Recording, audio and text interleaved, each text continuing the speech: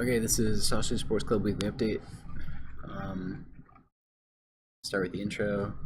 I do this every week to talk about how the game is progressing, how I'm feeling about it. There's a few specific reasons I like to do it. One, I think it'll be useful for new developers or new indie people to have an example to look at if they have questions, and they can talk to me as I'm doing this and kind of see what the process is like and see how I'm mentally strained and like how project changes as it gets closer to launch and what priority changes are and stuff. There's that. There's the obvious marketing benefit of like I talk about the game every week and show new things. People will be able to see that and see what's going on.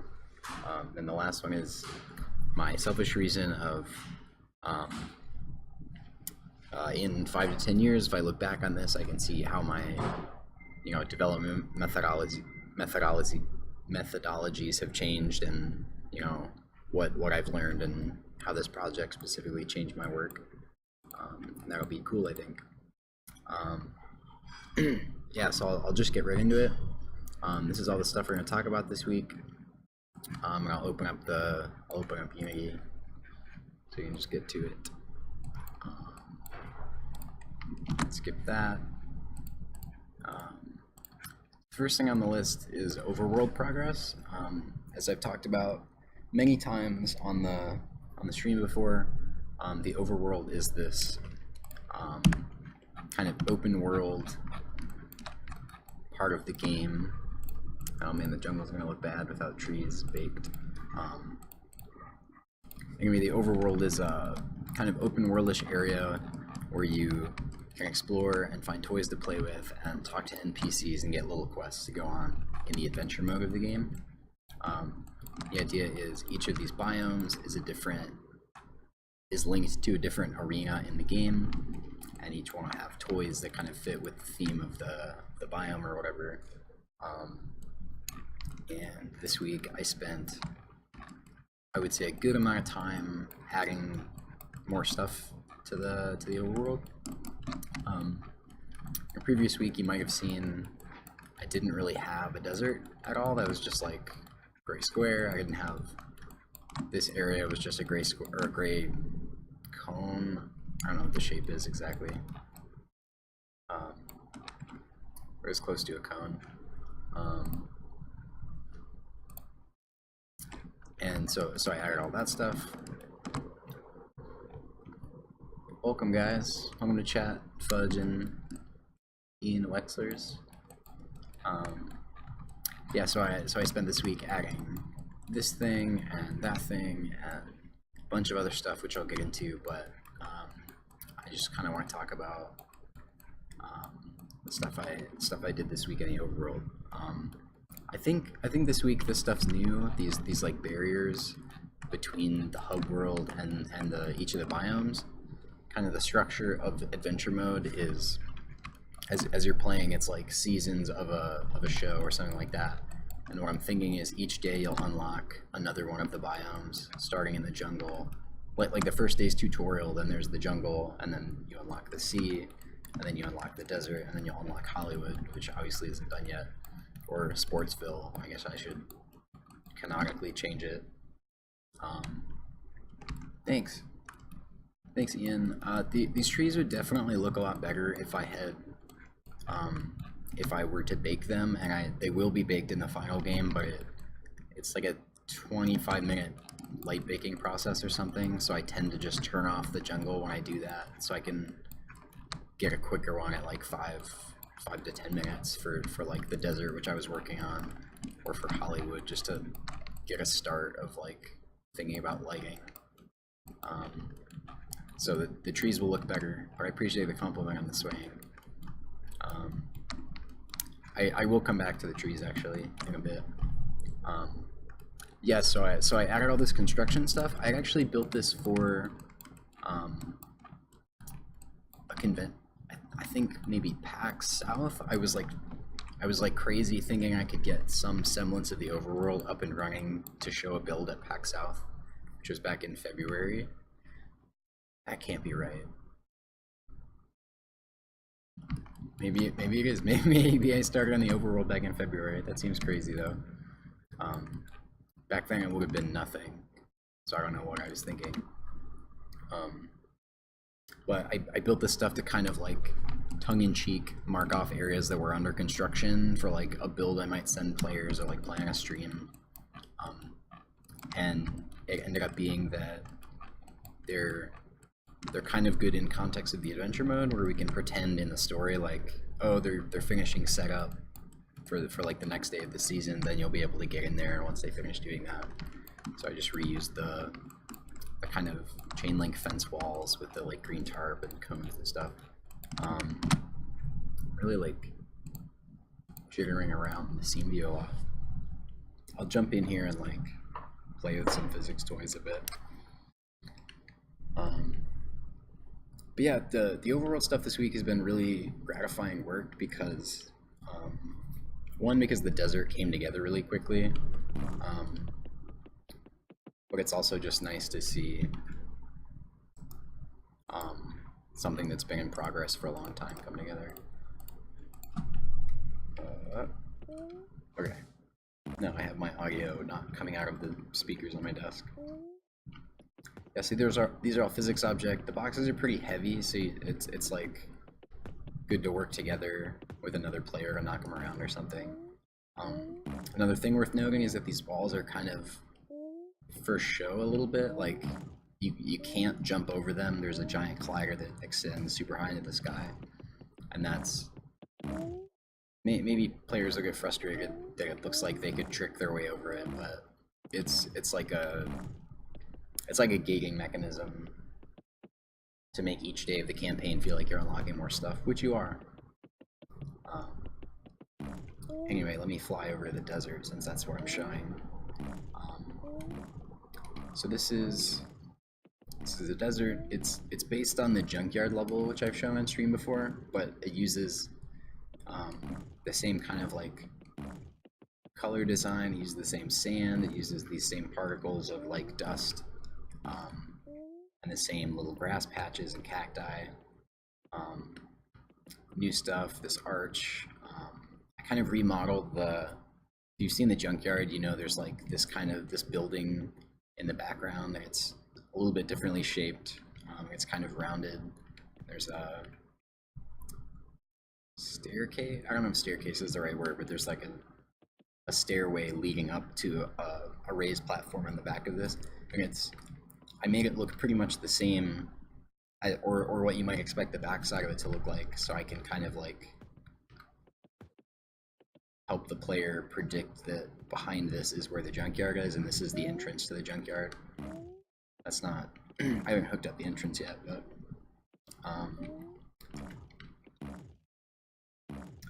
yeah, so this was fun to work on. It's gonna be fun to add toys here, I think. Not really sure what's gonna go here yet. Might tweak this a little bit. It's not that interesting. I like to have a. I kind of like to have an interesting section of platforming in each of the biomes where it's just like fun to jump around. And to see this rock and like the surrounding dock, which I'm gonna go back and improve. Because obviously it's like you can like fall through it. But this place is just like fun to play around on and jump around on, and you can kind of implicitly, like games of King of the Hill will emerge, or players will like knock each other off to try to stay on top of this. So that's that stuff. This one's still very much a work in progress. Sports film. The idea is that it's Hollywood, and from here you'll access the tiny Tokyo arena, which is basically a big open city. I'll just show you actually, rather than showing you like the crappy looking in progress level. Tokyo. Okay, I'll play really quick. This is obviously very much still a work in progress. The idea of the level is you are I might have talked about this in previous weeks. The idea is you are a kaiju-sized creature in a town, vaguely themed Tokyo. Just I like the, I can't remember if it's assonance or alliteration, but that's why I picked the name Tiny Tokyo. Also because like that's where a kaiju would be. That's the theme. This level will eventually, the buildings in this level will eventually be destructible. If I like smack this enough times with my head and kick it, or stomp near it, it'll eventually break into a bunch of like physics chunks, and then I can knock those around. It'll also like change the level a bit, where there's like, you can now traverse a section that was previously just like blocked. It'll change up the gameplay. And this layout's still in progress as well. It's in soccer specifically right now, you just like hit the ball straight along the middle, and there's not really buildings to block your path. And that's because I don't have the destructible building stuff yet. It's, if there were just buildings in the way, it'd be super frustrating. So I'll keep tweaking the layout for sure. Let's go back. I haven't used this in a while, so let's see what happens there. Hey, it worked. Okay. Yeah, so Sportsville, the idea of that level is that it's a movie set. Alliteration, thank you. Yeah, the idea is that it's a movie set, and in Sportsville / Hollywood, there are going to be a bunch of movie sets. One of them is Tiny Tokyo. I'm not sure if I'm going to show a city here, or if I want it to be kind of a production building and then just have like a movie poster that says Tiny Tokyo or something. This one I'm thinking is going to be a green screen, and this, I still haven't figured out exactly what the exact like design of these sets are going to be. Like, it's not, this castle isn't just going to look like this. There's probably going to be a moat and staircase leading up to the second platform there, and maybe a gate around it, and some like cameras placed to make it look more like a movie set. This one's like a rock concert on a small like basement stage. And it similarly also needs cameras and kind of like some set design around it to make it more clear that it's a set. This one's moon landing. I know I want to have a background kind of wall, if that makes sense. Kind of like the green screen over there, where it's just like a tarp that the background is painted on. I want to do that for the moon landing as well. And then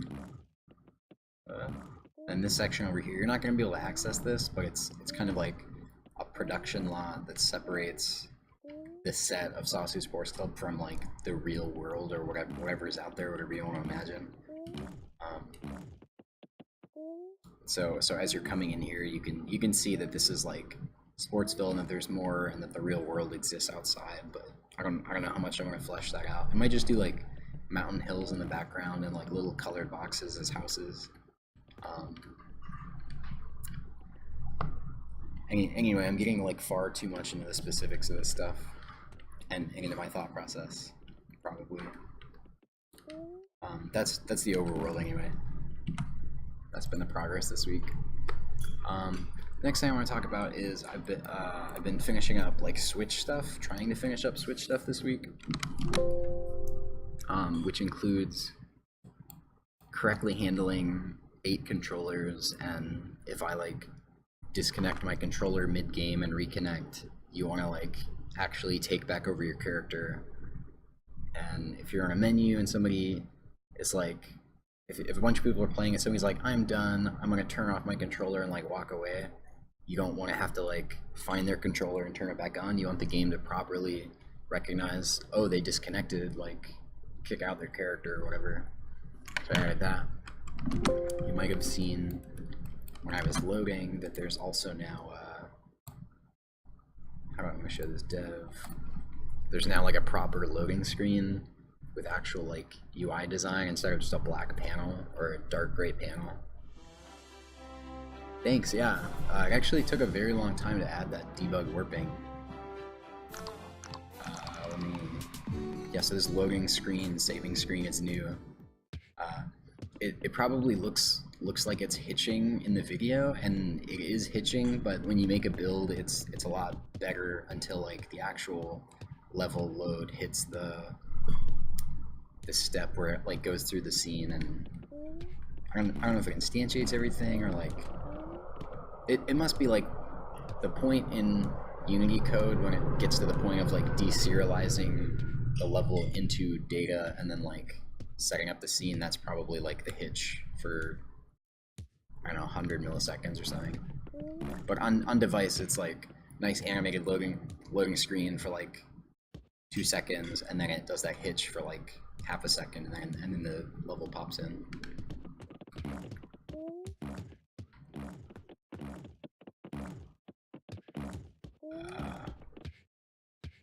What was I saying?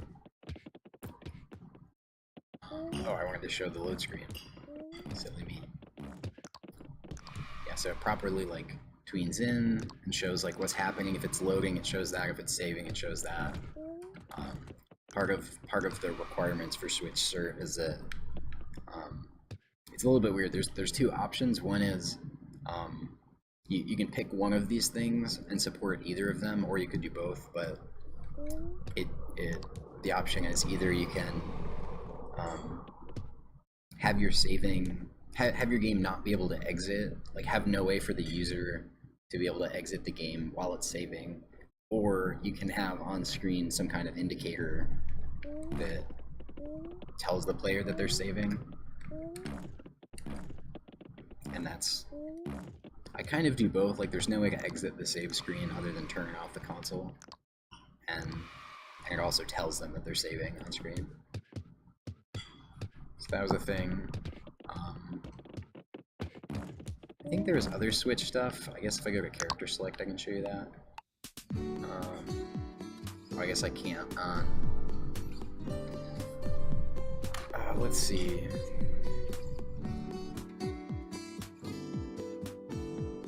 I have a Switch in front of me with the game on it, and maybe I'll show you into the webcam there.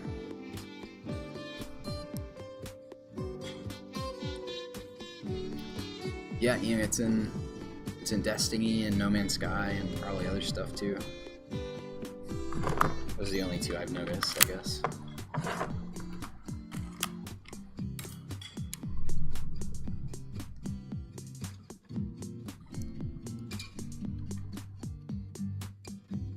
man. Let's see.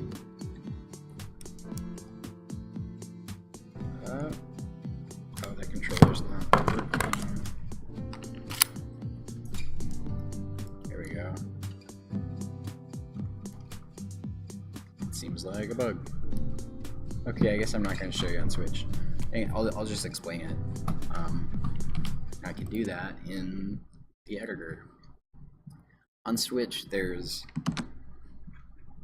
I support 8 players on Switch, and there's this paradigm on Switch that a lot of multiplayer games use, where when you change the number of controllers, you bring out this like pop-up that lets you decide like the order of controllers of Joy-Con and set them to like dual Joy-Con mode or single. Like this is single.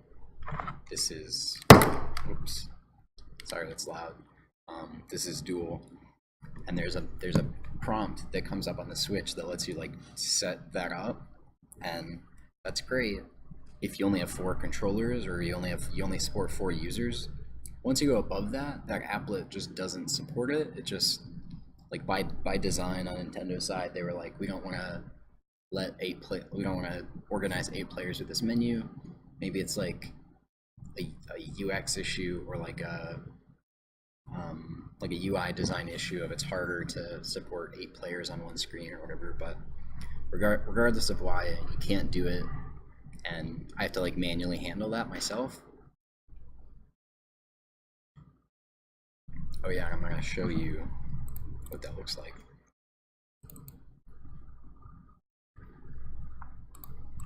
Let's go.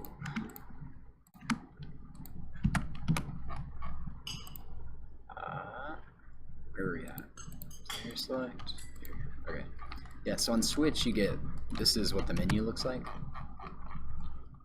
Go to game, and when you're in 4-player, you see swap to 8-player, and also adjust controllers. And if you click adjust controllers, it brings up that prompt and lets you like organize if you want to do dual or single for up to your 4 players. If you click swap to 8-player, it forces every Joy-Con to go into sideways like single Joy-Con mode like this. Unless you're in handheld mode, like unless you have 2 controllers slotted into the system, then we'll still let you do that. But then the adjust controllers button goes away, so you don't try to use the prompt, which doesn't work with 8 players. And that solution took a long time to figure out, and it's the most, so far it's the most elegant solution I've found, where I can let players properly use that prompt as they want to like set their controllers up, which is only really appropriate if you have 4 or fewer players. And then if you want to, go nuts and do 8-player, then you can swap to 8-player.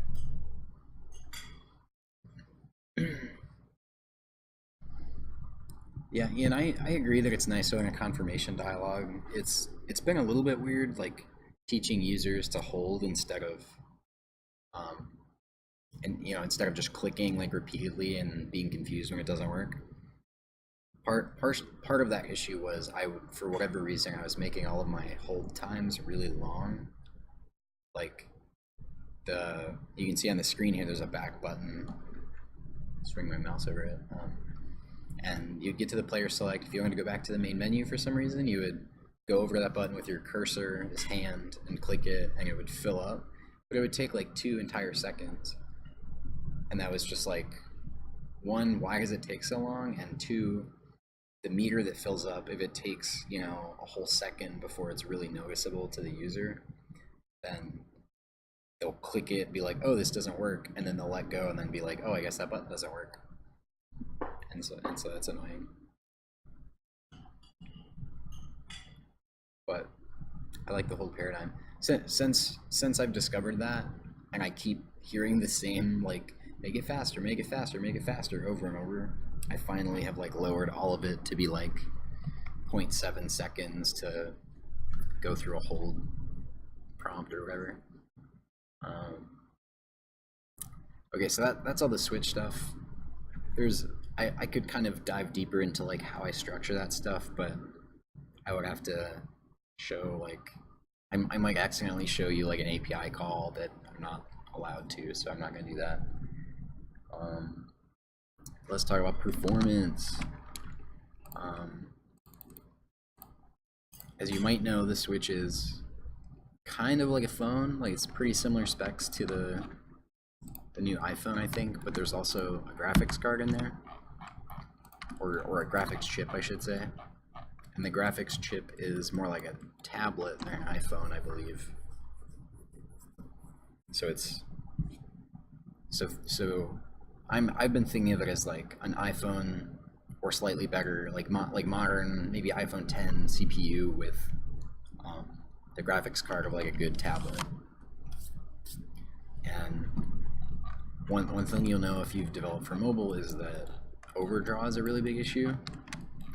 Overdraw being when you draw 2, like if I have a transparent particle here and then there's one behind it, if both of those are overlapping, you have to draw, first of all, you have to draw the pixels of like the ground behind it, then you draw the particles over it, then you draw the other particle in front of it, and so on and so on. And so for all of those overlapping, all the pixels that the transparencies overlap, or all the pixels that the transparencies overlap with opaque stuff that's already been drawn, you have to just draw those pixels again. You can't look at the depth buffer and say, oh, something's already here, let's skip it.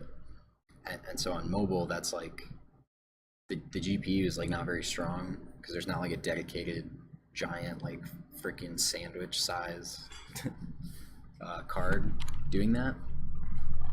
So you can't really afford that stuff on the Switch. And something I discovered about my trees, coming back to the trees now, and like I mentioned, these will look better once the lighting is baked on them.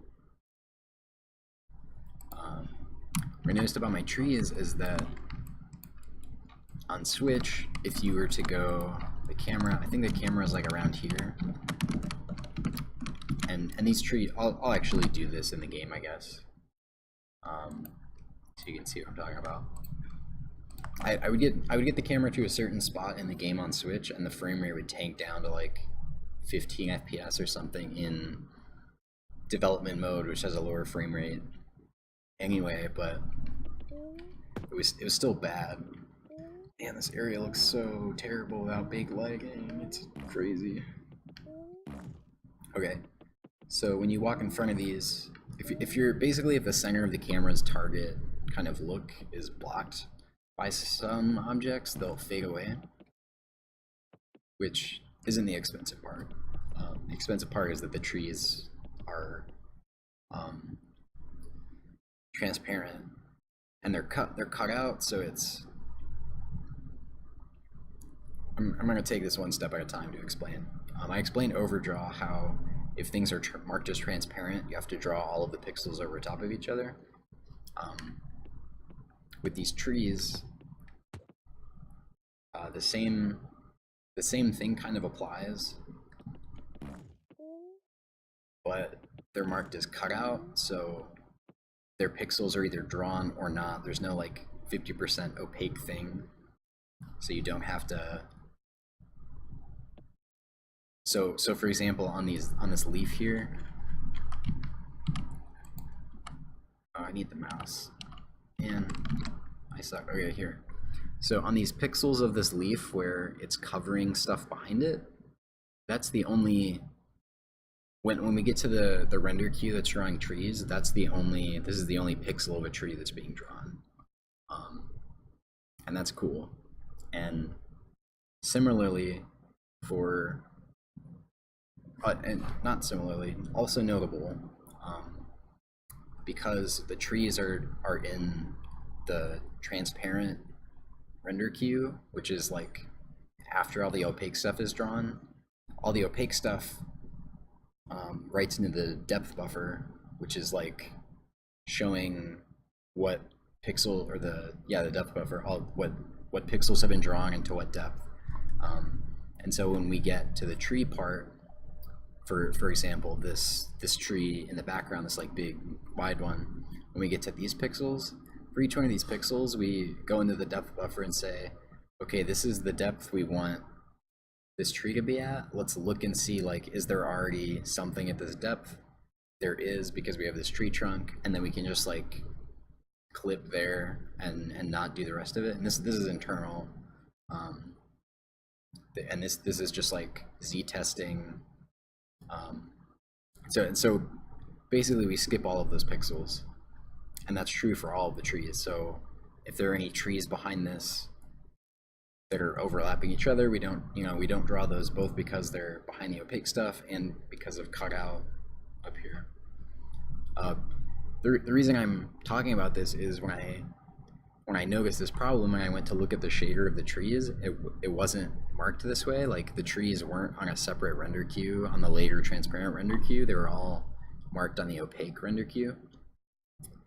And I think when I was thinking about this, when I originally wrote the foliage shader, I probably was thinking like, oh, this is cut out, which means it's not transparent, which means it should be on the opaque layer, because cutout isn't transparent. It's like opaque except for the pixels where it's nothing, and that was kind of a misinformed view.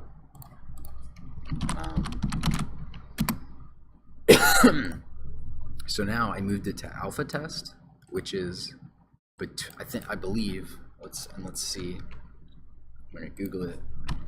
Thanks. Render queue.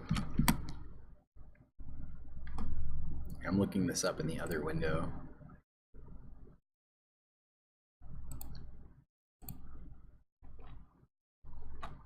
I'll let you know what I find. Oh yeah, this makes sense. This makes perfect sense. So here's our order. This is the order of renders that happen in Unity. And the idea of this is when you're going through rendering everything in the scene, everything's getting written to the same, or when you render a camera, everything that gets rendered for that camera is getting written to the same buffer, but you do all of these things in order, in a specified order. Sky background, I didn't know this existed, but I guess that's for the skybox. Geometry is like most opaque stuff, so in our scene, let's see if I can do this. So in our tiny scene view here, what is it? Spacebar enter? Shift enter? There's some way to like full screen one. I don't remember. If anybody knows the keyboard shortcut to like force one window in Unity to be like the entire Unity window, Alt Enter. That's getting like a weird sound there. So maybe that is it, and I just have like an overlapping keybind or something. Regardless, geometry is like the mountain in the background and all of the what are they called? Tree houses, tree stumps. Those are all opaque, so we're going through these and we're drawing these in order.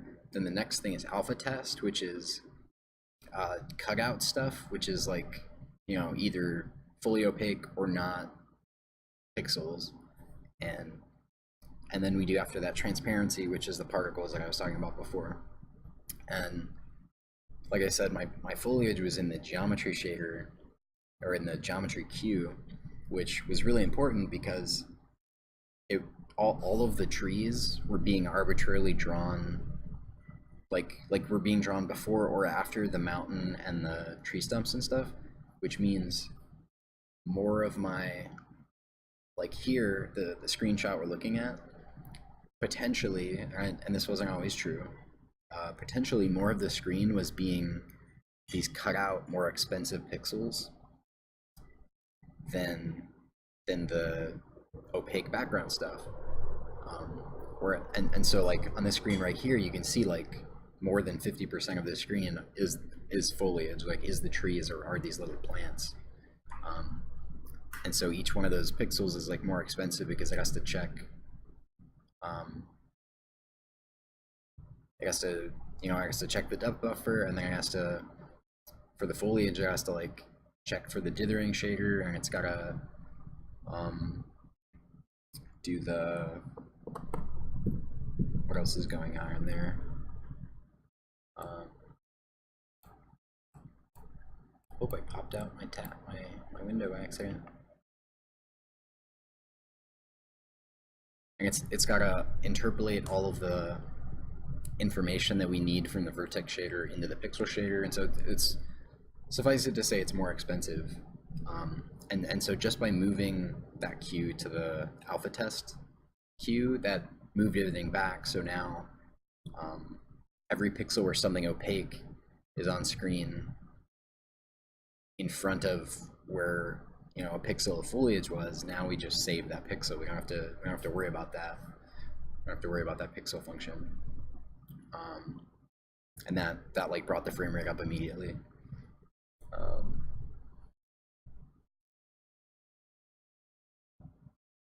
Oh, it's all good. I think some people that watch this aren't game developers, and they're like very new, and they don't necessarily have information to add that would like help me, so they tend to stay quiet unless they have specific questions. So don't worry about being the only one to talk.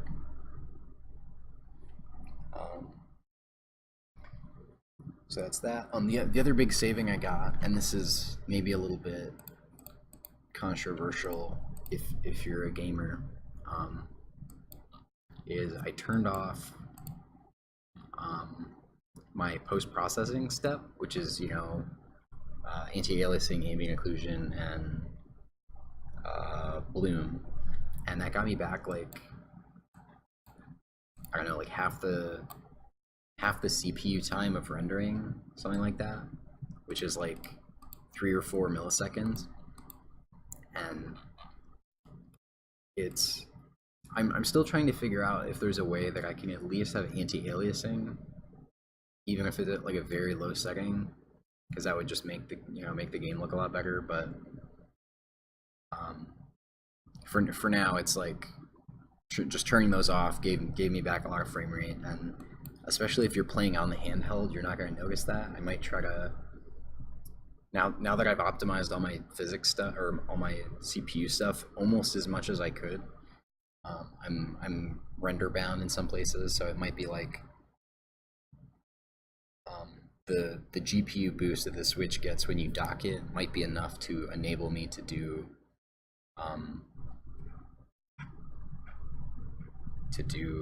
image effects.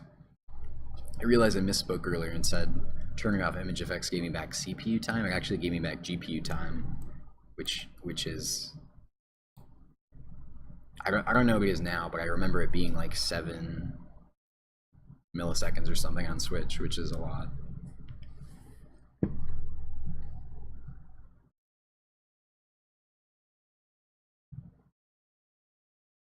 Queryman, I've also read that, and it might be that the class of GPU that the Switch uses doesn't fit into that, or it might just. I've also read that it's like different on different GPUs. So all I can say is from testing one way and the other way, I know that this got me back render time. I don't, Ian. I don't mean. Hey, I don't mean to say I'm not a gamer. I mean, like, if you're like a capital G, like intense hardcore gamer, that's the kind of person who would be salty if I turn off anti-aliasing. Anybody else is gonna be like, oh, good, the game runs better. Like, I'm glad. And certainly, like, everybody appreciates anti-aliasing, but I think most people wouldn't get up in arms about not having it if it makes the game run better. Yeah. No, I mean, it's good that you pointed that out because it is important to clarify. I am still using forward rendering. My scenes, all of the scenes in the game use baked lighting for everything except dynamics, like players and the balls and stuff. So it's like mixed mode lighting, and in each scene I only use one directional light, and then I have however many point lights I want, but they're all baked. There's no dynamic point lights, and that was something I was playing with, but hadn't fully committed to until I got the Switch and tried to run it with fully dynamic, and it just like there was no way it was gonna happen.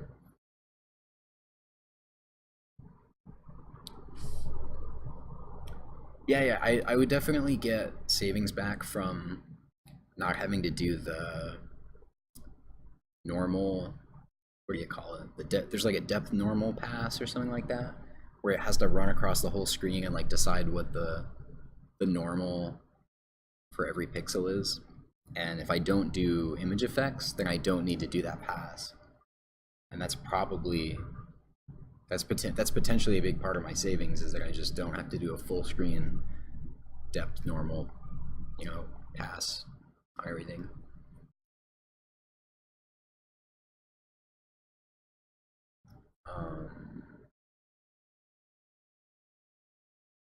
It would be interesting, and I haven't put much thought into this, but potentially I could do the depth normal pass myself with a much smaller render target, like 1/4 the size or something, and then and the reason I need that is specifically for screen spacing and occlusion. So maybe I could get a really small normal buffer and then maybe it already does this, but I'm pretty sure it does the depth normal pass at full resolution. But the ambient occlusion maybe could take the scaled down depth normal pass and do its screen space ambient occlusion at a low resolution as well, and then that might save me a lot. Fudge, the lowest graphics settings are going to be so that they can run on the Switch, which, like I said, is basically a phone.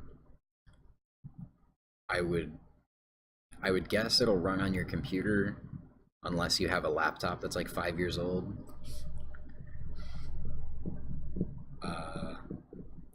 My test computer that I run on is a MacBook Pro from 2012, and it's certainly able to run on that. I haven't tested it in a while, so it's gonna run better on that than when I last tested it. But you can it's playable on that at least. So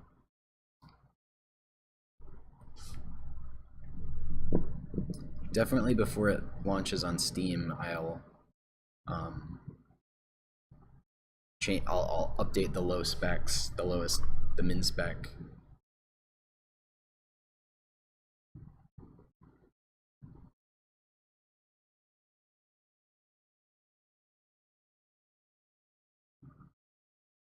That's weird. That's a weird number of bits.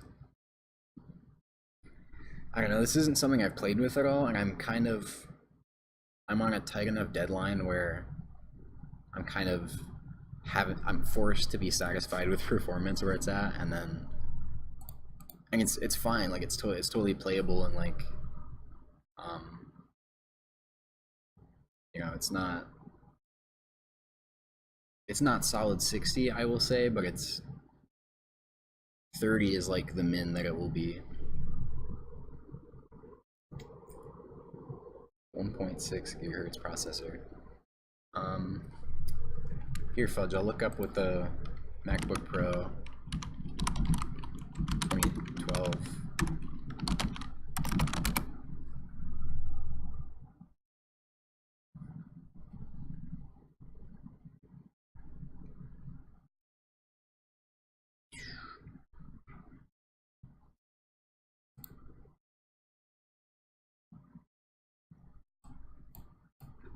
Yeah, it might be a little bit low.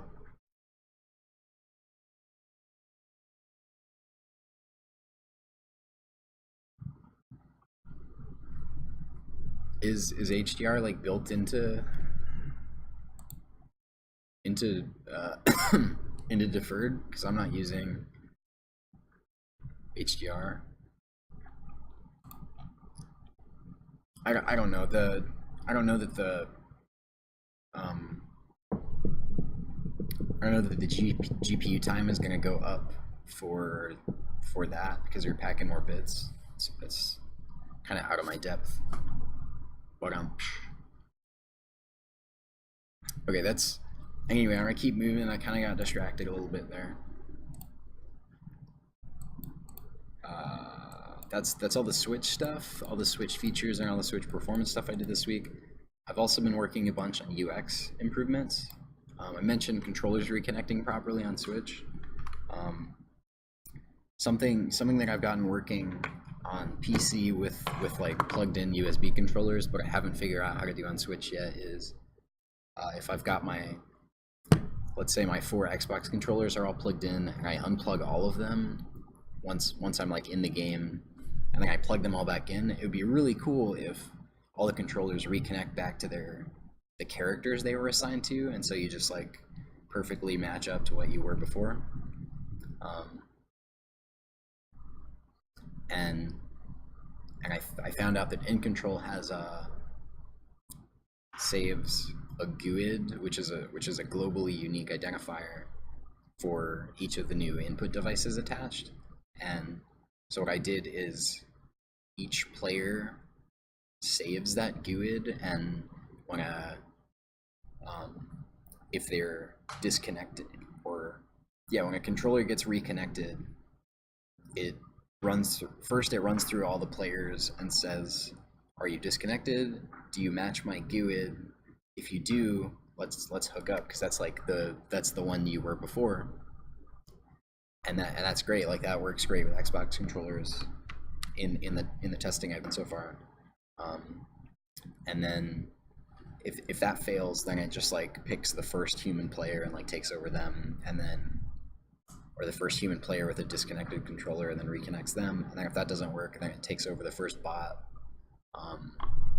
which would presume that you were joining in progress with another controller that wasn't plugged in when you were choosing characters.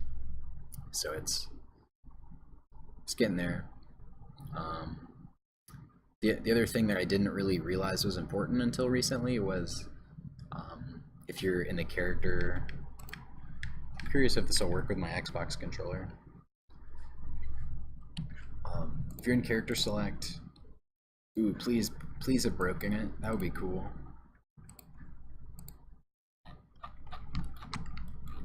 We're gonna do player select. Where am I? What am I looking at? Here, here.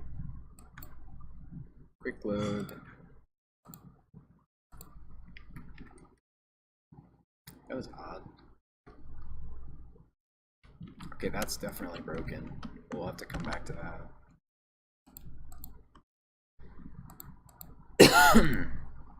Let's give this a second to load out. There we go. Okay.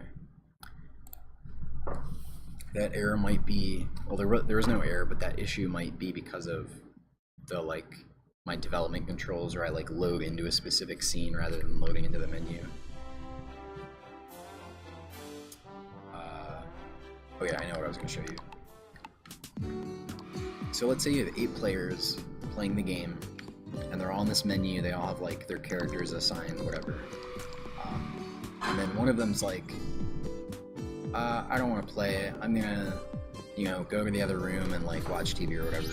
And so they take their Joy-Con, which they brought with them from home, and they, like, hit the little button to disconnect it from the Switch, and then they walk away.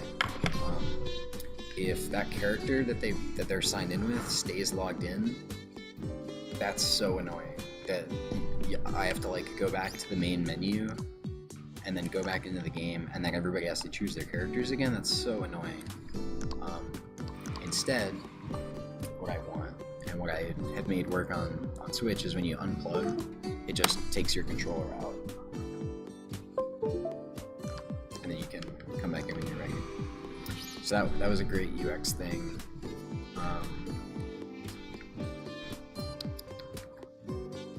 There was some other. I'll get into it, I guess. There's some other UX stuff of, like, when you go into the player select menu, there's this back button, and that's good for them when you're coming into the player select from the main menu. Like, if I say I want to go to the overworld and play, and I get in here and I'm like, oh, I change my mind, I want to play adventure mode. Let's say that. I use the back button. That's great. But once I'm in the game, if I'm like, oh, I don't like the shark, actually, let's change my character. When I'm in here, if I were to use the back button, what does that mean? Like, does it mean I want to go back to the main menu? Does it mean I want to exit this menu with all the characters I had when I entered the menu? Does it mean I want to exit with the characters I have assigned now? It's just, like, unclear UX, and I didn't want to have to tutorialize that or explain that or have players be like, let's say players have gone into the overworld, have gone over to the aquarium, gone into the aquarium, are in the aquarium, now they're like, I want to do character select, and then they log in their players or whatever, and then they hit back because they decide they don't actually want to switch. The worst thing that could happen in that situation is the menu doesn't do what they expect and goes all the way back to the main menu. That'd be super annoying. So instead, I decided the best UX is the simplest UX, and just, like, don't have a button. Just, like, force them to choose, and then once they're here, then they can decide. You know, if they want to go back to the main menu, they can do that. But I don't want various meanings for the same button, basically.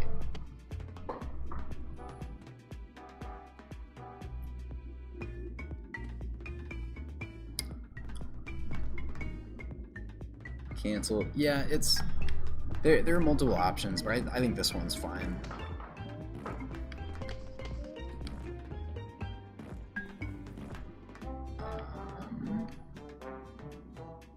What other UX stuff did I do?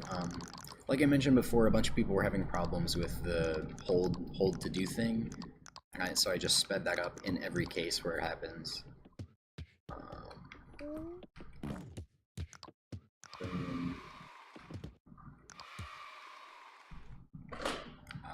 That might be all the UX stuff I've improved.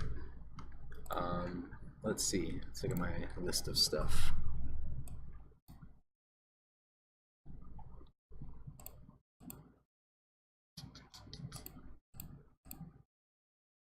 Oh, I added a ping pong hat. That's silly.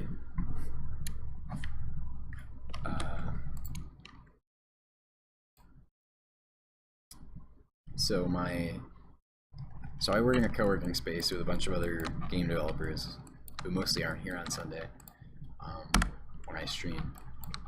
But a pair of them are, they're all my good friends, but a pair of them, Ian and Aaron, I often go to play ping pong with, and they backed the Kickstarter at the hat tier and requested that I add a ping pong hat. And so I finally got around to adding that this week. And it's fun as you wag your head around, the ball moves a little bit. It's like a nice little shout out to them, I think. So I added that. I spent a lot of time on rocks in the beach. For a long time, I don't know if I even still have this in the scene. Let's see. Probably still have it. For a long time, this rock wall was just like very crappy, smooth, very simple, smooth mesh. And it was also like had a very bad looking texture on it. And it was like that for months, like several months. Where is the thing that I'm looking for? Shared decoration layout. Okay. See layout. This one. Okay. I can show you this. No? Am I crazy? This thing never exists?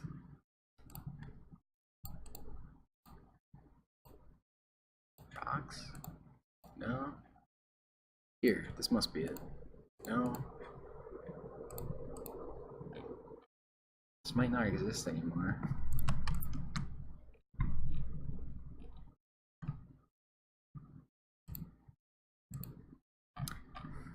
Anyway, you've probably seen it in previous pictures, but it was just like this kind of blob wall, and the texture was like rock.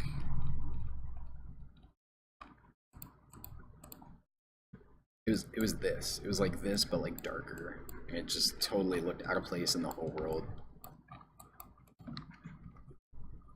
See you, Ian. Thanks for stopping by.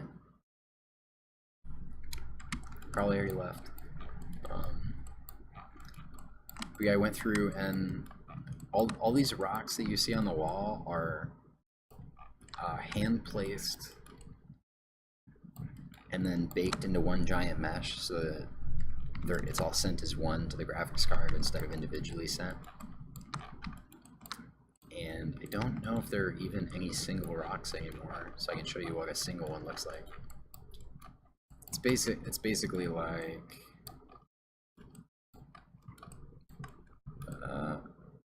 this right here.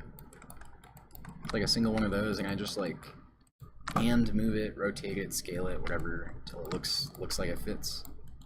And then eventually, if you do that 1,000 times, it's probably more like 250 times, you have a rock wall.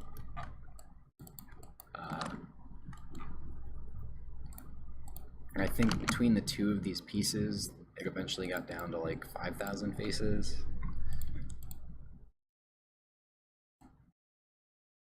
Just kidding. It's actually like 1 trillion. Maybe it's just this one. It's 5. Yeah, okay. This one's 5,000. This one's another 20,000. 15,000 triangles. Whatever. I work in quads, so that's only like 7,000. Okay, so that's all the stuff I'm going to talk about. So you got questions, I'll take them.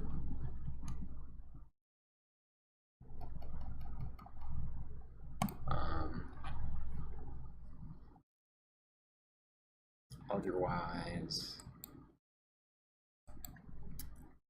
what time is it? 6 o'clock.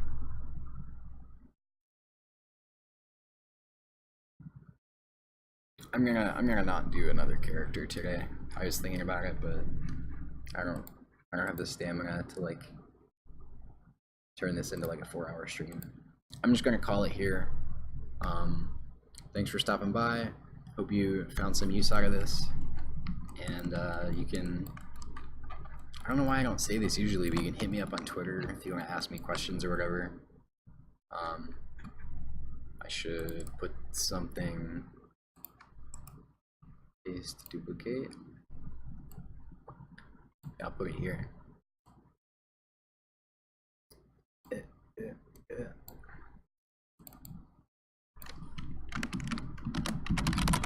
That's not my Twitter handle.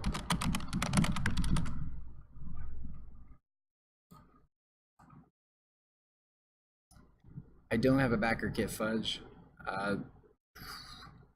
You could always buy the game for a friend once it comes out. You got a copy coming to you on Steam if you don't already have a key.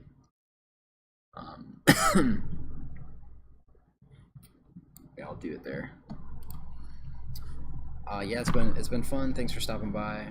Hit me up with questions on Twitter if you got them. Otherwise, see you next week.